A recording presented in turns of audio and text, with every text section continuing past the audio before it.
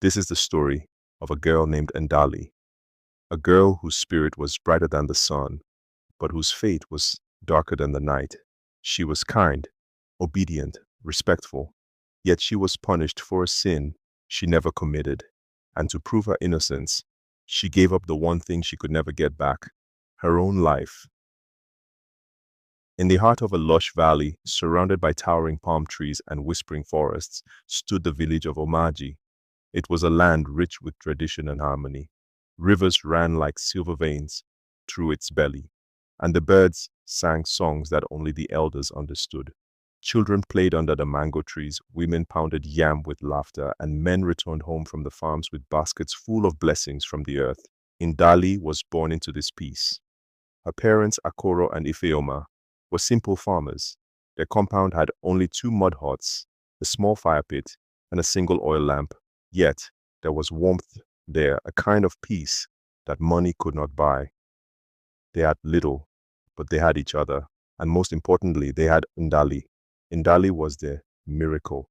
Born after 10 years of waiting and praying, she came into the world during a stormy night, her first cries louder than the thunder itself. From that day, the villagers whispered that she was special. As a child, she carried joy wherever she went. She helped blind Baba Ekin walk to the stream every morning. She sat with lonely Mama Nena every evening, singing folk songs till the old woman fell asleep. Even the goats seemed to follow her around like enchanted creatures. People would smile and say, "That girl has light in her bones." But not all light is meant to shine forever. Years passed and Ndali grew into a young woman. At 15, she was the pride of Omaji. Her smile could stop conversations and her eyes held stories older than time. Her laughter was music, her presence a blessing. Her skin glowed with the richness of the earth, her voice soft like evening rain. But with beauty came attention. Boys began to fumble when speaking to her. Men started watching her with hunger in their eyes. Even women, once warm and kind, now whispered behind her back. The chief's son, Uzo, had just returned from the city. Tall, educated, and proud, he was being groomed to rule one day. The first time he saw Ndali, she was helping a toddler who had fallen in the market. I stopped. He stared, and something inside him decided, she will be mine. He sent his servants with gifts, necklaces, perfumes, bolts of expensive fabric. Ndali refused them all. "Tell him thank you," she said softly. "But I am not interested." Word reached Uzo. He laughed. "She's playing hard to get." But Ndali wasn't playing. She wasn't interested in power or wealth. She just wanted a quiet life. Uzo's interest turned into obsession, and obsession into something darker. Uzo complained to his mother, Lady Obianuju, the chief's wife. "She refuses me, mother, as if she's better than me." Lady Obianuju frowned. She had already planned a political marriage for her son. "That farmer's daughter? She will not enter this palace. She will not ruin everything." Whispers turned to schemes. Lady Obianuju called for her most trusted servants. "Spread the word," she said. "Ndali has been behaving like a woman with secrets." Rumors spread like wildfire. Ndali is pregnant. The chief's son is the father. She trapped him. Ndali heard the whispers. At first, she laughed them off. Then she cried. Then the summons came. The palace courtyard was packed. Elders, youth, strangers from neighboring villages. Everyone had heard. Everyone came to see.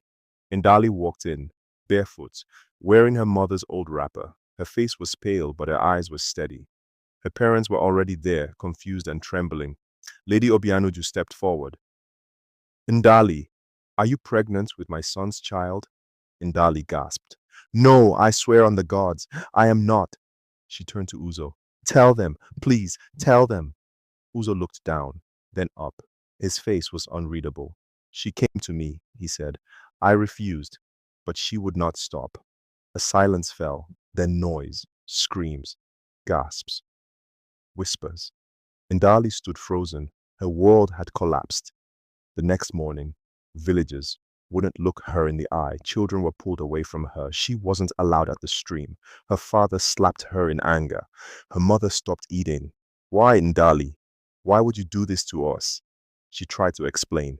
She cried, begged, swore she was innocent. But in Omaji, once a girl is accused, she is already guilty. Alone and broken, Ndali went to the river. The moonlight danced on the surface, mocking her. She sat on a rock and whispered to the wind, "If death is the only way they will believe me, then let it be so." She took off her necklace, a gift from her mother. She placed it on the rock. Then she walked into the river and did not come back. Her body was found the next morning, face peaceful, eyes closed. The village mourned. Then came the screams. Uzo, tormented by guilt, had nightmares. He saw Ndali in his dreams covered in water and sadness. He confessed, "I lied. She never touched me. I made it all up." The villagers gasped. The elders wept. Lady Obianuju collapsed. But it was too late. Ndali was gone. They buried her under the great Iroko tree, where she used to sing to the birds. The whole village came, even those who shamed her. Her parents sat by her grave for days, begging, weeping, but Ndali never woke. How many Ndalis suffer in silence? How many girls are punished, not for what they have done, but for what others say they have done? Before you judge, ask questions. Before you gossip, seek truth.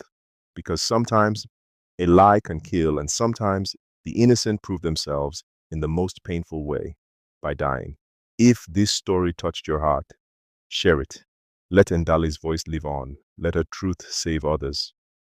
Subscribe for more powerful African folk tales, where every story holds a lesson, and every lesson could change a life.